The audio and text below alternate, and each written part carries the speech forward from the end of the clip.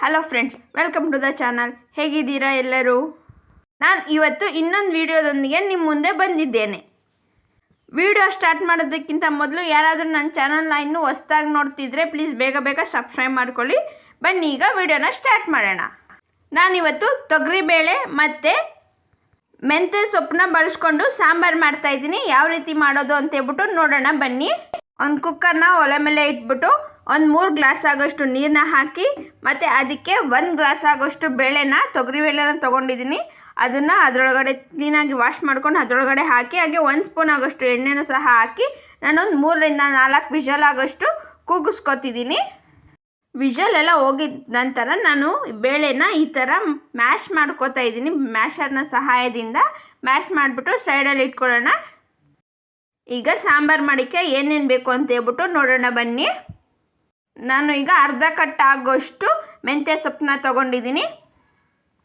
ಮತ್ತು ಒಂದು ದಪ್ಪದಾದಂಥ ಈರುಳ್ಳಿನ ಸಣ್ಣದಾಗಿ ಕಟ್ ಮಾಡಿ ಇಟ್ಕೊಂಡಿದ್ದೀನಿ. ಮತ್ತು ಒಗ್ಗರಣೆಗೆ ಎಣ್ಣೆ, 1 ಟೊಮ್ಯಾಟೊ, ಮತ್ತು ಒಂದು ಅರ್ಧ ಸ್ಪೂನ್ ಆಗೋಷ್ಟು ಖಾರದ ಪುಡಿ, ಒಂದು 1/4 ಸ್ಪೂನ್ ಆಗೋಷ್ಟು ಅರಿಶಿಣ, ಮತ್ತು ಒಂದು 1/4 ಸ್ಪೂನ್ ಆಗೋಷ್ಟು ಜೀರಿಗೆ, ಮತ್ತು ಒಗ್ಗರಣೆಗೆ ಸಾಸಿವೆ, ಚಿಟಿಕೆ ಇಂಗು, ಮತ್ತು ಇಲ್ಲಿ ಒಂದು ಕಲ್ಲುಪ್ಪನ್ನ ತೊಗೊಂಡಿದ್ದೀನಿ. ಮತ್ತು ಅರ್ಧ ಬೆಳ್ಳುಳ್ಳಿನ ಸುಲಿದು ಇಟ್ಕೊಂಡಿದ್ದೀನಿ. ಮತ್ತು ಒಂದು 4 ರಿಂದ 5 ಕರಿಬೇವು, ಮತ್ತು ಒಣಗಿದ ಮೆಣಸಿನ್ಕಾಯಿ 3 ರಿಂದ 4. ನೀವಿಲ್ಲಿ ಮೆಣಸಿನ್ಕಾಯಿ ಹಸಿದೂ ಸಹ ತೊಗೋಬೋದು. ನಾನಿಲ್ಲಿ ಒಣಗಿರೋದನ್ನು ತೊಗೊಂಡಿದ್ದೀನಿ. ಬನ್ನಿ ಈಗ ಒಗ್ಗರಣೆನ ಮಾಡೋಣ. ಈಗ ಒಲೆ ಮೇಲೆ ಒಂದು ಪಾತ್ರೆನ ಇಟ್ಬಿಟ್ಟು ಬಿಸಿ ಮಾಡ್ಲಿಕ್ಕೆ ಬಿಡೋಣ. ಬಿಸಿ ಆದ ನಂತರ ಇದಕ್ಕೆ ಎಣ್ಣೆನೂ ಸಹ ಹಾಕ್ಕೊಂಡು ಎಣ್ಣೆನೂ ಬಿಸಿ ಆದ ನಂತರ ಇದಕ್ಕೆ ಸಾಸಿವೆನೂ ಸಹ ಹಾಕ್ಕೊಳ್ಳೋಣ. ನಂತರ ಜೀರಿಗೆ, ಆಮೇಲೆ ಬೆಳ್ಳುಳ್ಳಿ ಮತ್ತು ಕರಿಬೇವು, ಆನಂತರ ಒಣಗಿದ ಮೆಣಸಿನ್ಕಾಯಿನೂ ಸಹ ಹಾಕ್ಕೊಂಡು ಚೆನ್ನಾಗಿ ಮಿಕ್ಸ್ ಮಾಡ್ಕೊಳ್ಳೋಣ. ಇವೆಲ್ಲ ಫ್ರೈ ಆಗಲಿಕ್ಕೆ ಸ್ವಲ್ಪ ಟೈಮ್ ತಗೊಳುತ್ತೆ. ಇವೆಲ್ಲ ಫ್ರೈ ಆಗಿದ ತಕ್ಷಣ ನಾವು ಇದಕ್ಕೆ ಇಂಗನ್ನ ಹಾಕ್ಕೊಳ್ಳೋಣ.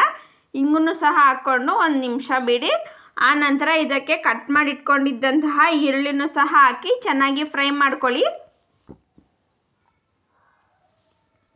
ಈರುಳ್ಳಿನೂ ಸಹ ಚೆನ್ನಾಗಿ ಫ್ರೈ ಆಗಬೇಕು, ಟ್ರಾನ್ಸ್ಪರೆಂಟ್ ಥರ ಕಾಣಬೇಕು. ಆ ರೀತಿ ಫ್ರೈ ಮಾಡ್ಕೋಬೇಕಾಗುತ್ತೆ ನಾವು. ನಂತರ ಇದಕ್ಕೆ ನಾವು ಕಟ್ ಮಾಡಿ ಇಟ್ಕೊಂಡಿದ್ದಂತಹ ಟೊಮೆಟೊನೂ ಸಹ ಹಾಕಿ ಚೆನ್ನಾಗಿ ಫ್ರೈ ಮಾಡ್ಕೋಬೇಕು. ಟೊಮೆಟೊನೂ ಸಹ ಚೆನ್ನಾಗಿ ಸಾಫ್ಟ್ ಆಗಬೇಕು.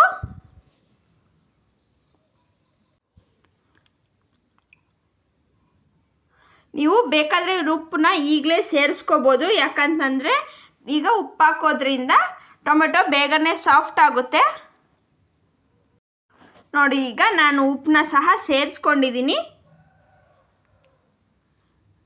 ಈಗ ಎಲ್ಲವೂ ಫ್ರೈ ಆಗಬೇಕು. ಚೆನ್ನಾಗಿ ಫ್ರೈ ಆಗಿದ ನಂತರ ನಾನು ಇದಕ್ಕೆ ಅರಿಶಿಣ ಪುಡಿ ಮತ್ತು ಅಚ್ಚ ಖಾರದ ಪುಡಿನೂ ಸಹ ಹಾಕಿ ಚೆನ್ನಾಗಿ ಮಿಕ್ಸ್ ಮಾಡ್ಕೊತೀನಿ.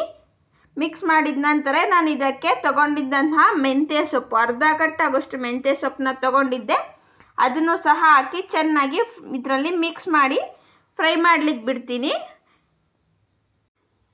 ಈ ಮೆಂತ್ಯ ಸೊಪ್ಪು ಬೇಗನೆ ಫ್ರೈ ಆಗುತ್ತೆ. ಇದನ್ನು ಎಣ್ಣೆಯಲ್ಲೇ ಫ್ರೈ ಮಾಡಬೇಕು, ತುಂಬಾ ರುಚಿಯಾಗಿ ಬರುತ್ತೆ. ಮತ್ತು ಈ ಸಾಂಬಾರನ್ನ ನೀವು ಒಮ್ಮೆ ಆದರೂ ಮಾಡಿ ನೋಡಿ, ತುಂಬಾ ರುಚಿಯಾಗಿರುತ್ತೆ. ಈ ಸಾಂಬಾರನ್ನ ಆಂಧ್ರ ಶೈಲಿಯಲ್ಲಿ ಪಪ್ಸಾರು ಅಂತೇಳ್ಬಿಟ್ಟು ಕರೀತಾರೆ. ನಾನಿಲ್ಲಿ ಮೆಂತ್ಯ ಸೊಪ್ಪಿನ ಸಾರು ಅಂತೇಳ್ಬಿಟ್ಟು ಅಂದ್ಕೊಂಡು ಮಾಡ್ತಿದ್ದೀನಿ. ನೀವು ಟೇಸ್ಟ್ ನೋಡ್ಬಿಟ್ಟು ಹೇಳಿ ಯಾವ ರೀತಿ ಬಂದಿತ್ತು ಅಂತೇಳ್ಬಿಟ್ಟು ಮಾಡಿದಾಗ. ಈ ರೀತಿ ಸಾರನ್ನ ಮಾಡಿ ನೋಡಿ, ನೀವು ಸಹ ಇಷ್ಟಪಡ್ತೀರಾ. ಒಂದು ಸರಿ ಮಾಡಿ ತಿಂದರೆ ಮತ್ತೆ ಮಾಡಬೇಕು ಅಂತೇಳ್ಬಿಟ್ಟು ಅನಿಸುತ್ತೆ. ಈಗ ಸೊಪ್ಪು ಸಹ ಚೆನ್ನಾಗಿ ಎಲ್ಲ ಮಿಕ್ಸ್ ಆಗಿ ಚೆನ್ನಾಗಿ ಫ್ರೈ ಆಗಿದೆ. ಇದಕ್ಕೆ ನಾವೀಗ ಬೇಯಿಸಿದಂತಹ ತೊಗರಿಬೇಳೆನೂ ಸಹ ಹಾಕ್ಕೊಂಡು ಚೆನ್ನಾಗಿ ಮಿಕ್ಸ್ ಮಾಡಿ ಕಾಯಲಿಕ್ಕೆ ಅಂದರೆ ಕುದಿಲಿಕ್ಕೆ ಬಿಡೋಣ. ಚೆನ್ನಾಗಿ ಮಿಕ್ಸ್ ಮಾಡ್ಕೋಬೇಕು. ಮಿಕ್ಸ್ ಮಾಡಿಕೊಂಡು ಕುದಿಲಿಕ್ಕೆ ಬಿಡೋಣ. ಇದು ಕುದಿಲಿಕ್ಕೆ ಒಂದು 4 ರಿಂದ 5 ನಿಮಿಷ ಬೇಕಾಗುತ್ತೆ. ಇದನ್ನು ಈಗ ಲಿಡ್ನ ಕ್ಲೋಸ್ ಮಾಡಿ ಚೆನ್ನಾಗಿ ಕುದಿಸ್ಕೊಳ್ಳೋಣ.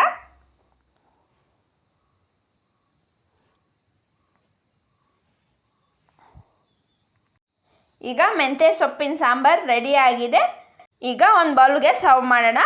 ಈಗ ಇದು ರೆಡಿ ಆಗಿದೆ. ಈ ರೀತಿ ಸಾಂಬಾರು ಒಮ್ಮೆ ಆದರೂ ಮಾಡಿ ನೋಡಿ, ತುಂಬಾ ರುಚಿಯಾಗಿರುತ್ತೆ. Thanks for watching. ಇನ್ನೂ ಯಾರಾದರೂ ನನ್ನ ಚಾನಲ್ನ ಹೊಸದಾಗಿ ನೋಡ್ತಾ ಇದ್ದರೆ ಪ್ಲೀಸ್ ಸಬ್ಸ್ಕ್ರೈಬ್ ಮಾಡ್ಕೊಳ್ಳಿ. ಬಾಯ್.